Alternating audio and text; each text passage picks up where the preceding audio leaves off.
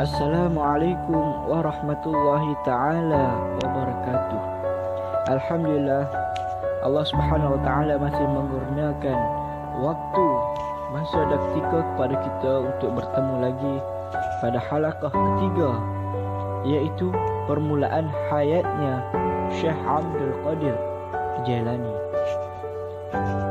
Dari semenjak kecil lagi, beliau adalah seorang yang pendiam dan bersopan santun.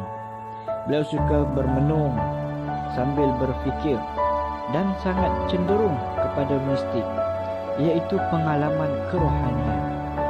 Setelah umur beliau meningkat 18 tahun, beliau makin dahagakan ilmu dan ingin bersama-sama dengan orang-orang soleh. Ini membawa beliau pergi ke Baghdad, yang pada masa itu menjadi pusat pengajian dari berbagai-bagai jenis. Beliau telah diberi gelaran Ghawthul Azim, iaitu wali Allah yang paling agung. Menurut istilah orang-orang sufi, Ghawth itu di bawah peringkat nabi-nabi dalam pangkat kerohanian dan dalam menyampaikan rahmat Allah dan kurnianya kepada manusia. Ada juga orang pada zaman sekarang ini yang mengatakan beliau itu adalah dalam peringkat Siddiqun, sebagaimana yang dikatakan oleh Quran bagi orang-orang seperti itu.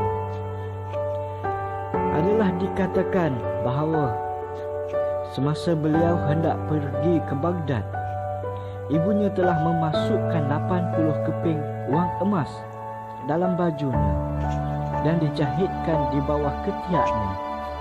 Sebelum berangkat pergi, ibunya yang warak itu telah menasihati beliau supaya jangan berbohong walau dalam keadaan apa sekalipun.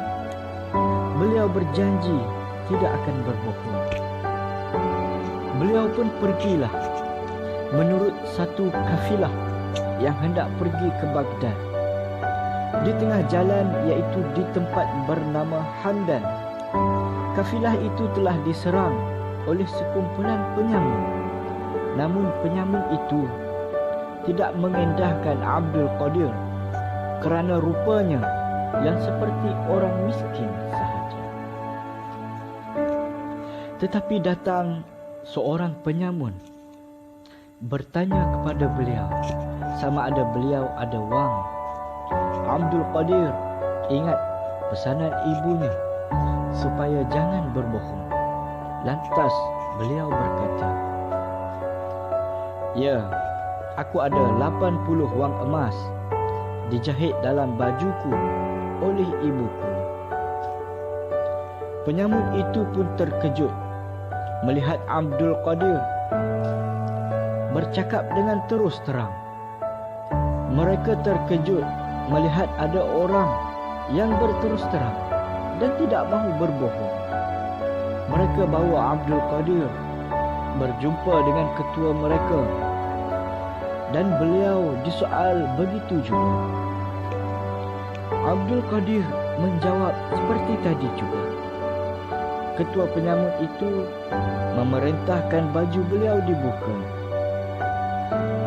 Apabila baju itu dibuka, maka benarlah ada 80 wang emas dalam baju itu. Sangatlah hairan ketua penyamun itu. Ia pun bertanya, kenapa beliau sangat bercakap benar? Abdul Qadir pun menceritakan perkara beliau dengan ibunya itu dan pesanan ibunya itu supaya jangan bercakap bohong.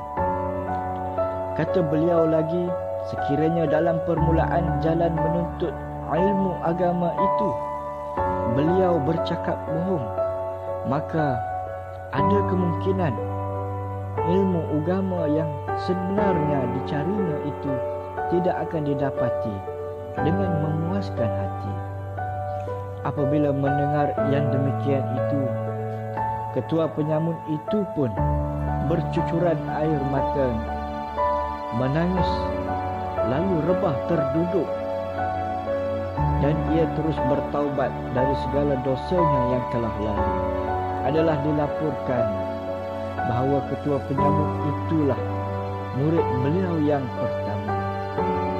Pendapat kita, kejadian ini menunjukkan Siddiq yang sedang dalam pembentukan.